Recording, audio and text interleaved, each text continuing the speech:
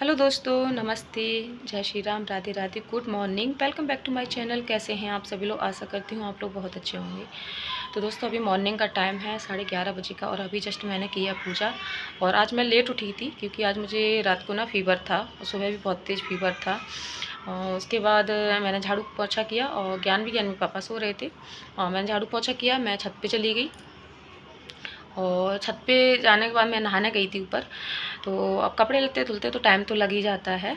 तो क्या था कि जो मेरी देवरानी है वो मतलब उल्टा सीधा बोल रही थी, ठीक है, और बहुत ज़्यादा बोल रही थी। पर मुझे पता ही, अब मेरे ऊपर की जो बाथरूम है बहुत बड़ी है, तो मैं क्या करती हूँ, कपड़े उसी में धुलती हूँ, उसी के अंदर ही डाल देती हूँ, बाहर भी नहीं डालती हूँ, सूख जाते हैं।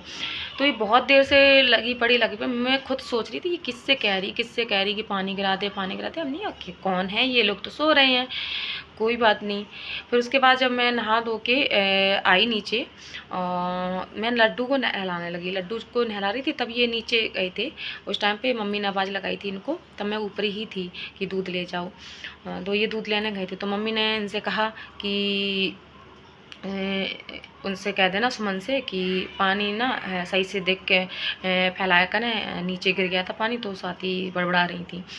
तो फिर मैंने कहा कि अच्छा, वो मुझसे ही लगी पड़ी थी उतनी देर से।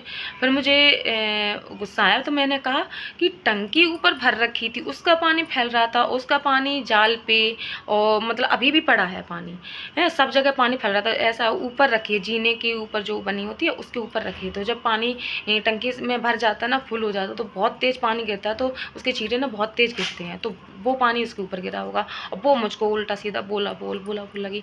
फिर मैंने मम्मी को कॉल किया, नहीं मम्मी, पहली बात तो हम थे नहीं, हम तो ऊपर थे और हमें सब सुनाई दे रहा था ये क्या क्या बोल रही है, क्योंकि जाल पड़े हैं तो जाल से सब सुनाई देता है नीचे क्या बात हो रही क्या नहीं। तो मैंने मम्मी से कहा कि अब बताओ, नहीं अब मेरी कोई, तो मम्मी बोले तुम ही शांत रह लो, तुम कुछ मत कहना। नहीं मम्मी, कितना बर्दाश्त करें, पिछली बार जीने से धक्का दिया था, तब भी तो हम मरते मरते बचे थे, तब भी तुम लोगों ने मुझे ही शांत कराया पाया था, इसको शांत कराया था, तब भी तुमने मुझे ही घर से निकाला था, इसको घर से नहीं निकालना था, तब हम ही निकले थे इस घर से, हम कितना बर्दाश्त करें, मैंने मम्मी से ही कहा। तो मम्मी बोली कि अरे तुम बड़ी हो। हमने ठीक है, हम बड़े हैं, हम बर्दाश्त कर लें, बड़े वाले हैं, तब हमसे कहा जाता कि तुम छोटी हो, तुम बर्दाश्त कर लो, तो कितना बर्दाश्त करें।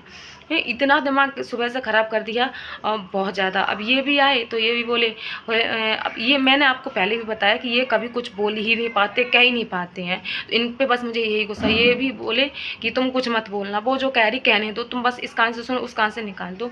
यार इतना गंदा संदा बोलती है, इतना गंदा बोलती है, इनकी बर्दाश्त तक नहीं होती, तो कैसे इस कान से सुन के उस कान से निकालता है, कैसे? अब इतना दिमाग ख़राब, 11:30 बजे का टाइम है, चाय तक नहीं पिए, बस पूजा करके उठे हैं। और तब से ये कह नहीं रहा, पिछली साल इसने लड़ाई की थी, ये लड़ाई हमेशा इसीलिए करती है कि कैसे भी कैसे हम इस घर को छोड़ के चले जाएं और ये पूरे में आराम से रहे, और इसका पूरा मकसद यही है, पूरा मकसद इसका यही है कि हम ये घर छोड़ के चले जाएं। तो मैंने तो इनसे कह दिया कि भैया मुझे नहीं चाहिए ऐसा हिस्सा जहाँ खून की भींगी रोटी रोजाना खाएं हम, हैं, यानी कि अपना इंतजाम कहीं अलग करो, यहाँ ऐसे रह नहीं पाएंगे।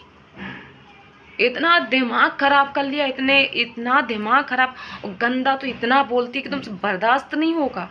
अब मेरे समझ में नहीं आ रहा मैं करूँ क्या। अभी ये तो आज जा रहे हैं, और ये परसों नर्सों भी बड़बड़ाई थी, उससे पहले भी, मतलब एक दिन नहीं जाता, 1-2 दिन होते बड़बड़, मतलब बोलती रहेगी। बताओ कितना बर्दाश्त करें हम।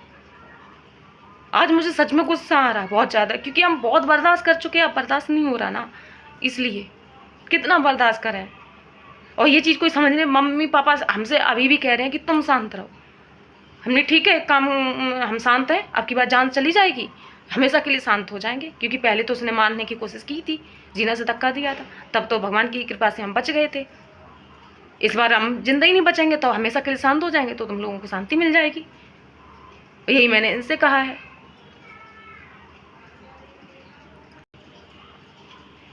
इसलिए मैं इस घर में आना नहीं चाह रही थी, घर में आना नहीं चाह रही थी। इन्होंने कसम दी, चलो, और मेरे जो हमसे बड़े जो जेठ हैं उन्होंने मुझे समझाया, इसलिए मैं इस घर में आई थी। मैं खुद नहीं इस घर में आना चाह रही थी, मुझे पता था ये कभी नहीं सुधरेगी, कभी नहीं। जिस दिन पहले दिन हम आए थे तेलंगाना से, पहले दिन की बात है, तब ये इतना बड़ इतना सुना रही थी कि बर्दाश्त से। फिर मैंने मम्मी से कॉल करके पूछा, कहा मम्मी देखो हम अभी आए हैं और इसके कारनामे देखो। मम्मी बोली बड़बड़ाने दो। और उस दिन से लेके अभी तक इसका बड़बड़ाना अभी तक बंद नहीं हुआ। इतना हम बोल रहे, ऐसे ऐसे शब्द बोलती है जो आपको बर्दाश्त नहीं होंगे। आदमी खुद की जान ले ले, इतना गंदा बोलती है, इतना गंदा बोलती है। कई बार इसके शब्दों से, ये कम से कम 2 साल से मुझसे ऐसी फाइट करती है। इतने गंदे गंदे शब्द बोलती है कि जो बर्दाश्त नहीं होते हैं। एक बार तो मैं खुद ये गेट लगा ली थी, मैंने कहा आज मैं जिंदा नहीं बचूंगी, मैं मर जाऊंगी, क्योंकि ये इतना गंदा ही बोलती है। चरित्र पे तक उंगली उठाने लगती है। कितना बर्दाश्त करें।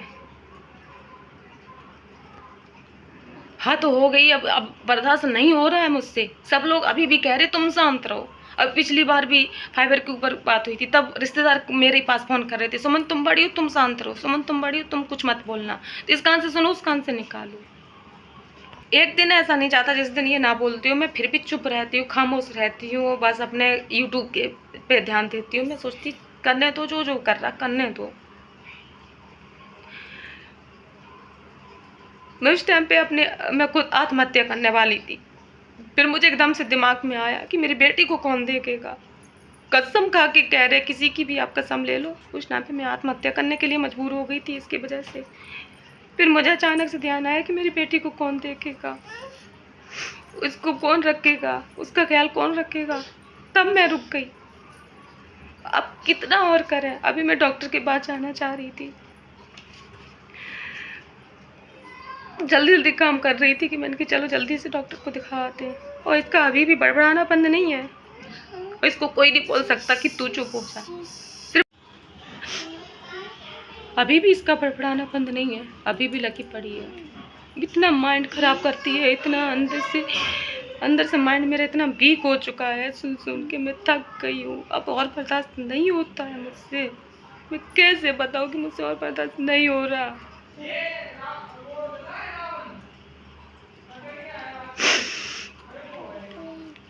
ऐसा लगता है ये सच में किसी दिन मेरी जान ही लेके मानेगी, या तो मैं खुद अपने आप को कुछ कर लूँगी, या तो ये कुछ कर देगी। और मैं आज इस वीडियो में कह रही, अगर मुझे कुछ भी होता तो इसकी जिम्मेदारी ये होगी, मेरी देवरानी। अगर मैंने अपने आप को कुछ भी करा तो इसकी जिम्मेदारी ये देवरानी मेरी होगी, बस। अभी भी लगी पड़ी है।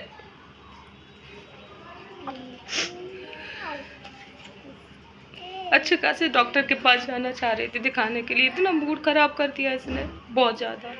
सुबह से बुखार की वजह से मूड, सिर में दर्द हो रहा था मेरे।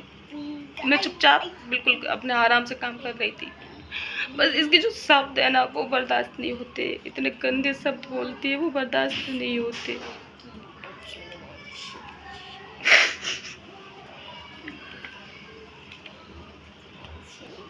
जैसे त्यौहार आता है, जैसे हम थोड़ा खुश रहने की कोशिश करते हैं। अब जे आए हैं कल से, थोड़ा ने खुश हैं हम, तो उसको बर्दाश्त, मेरी खुशी इसको बर्दाश्त नहीं होती है कभी भी। मैंने अक्सर देखा कि मैं गाना गुनगुना रही होंगी तो जैसे ये देखेगी वैसे बड़बड़ लग जाएगी, यहाँ तक जाती है ये।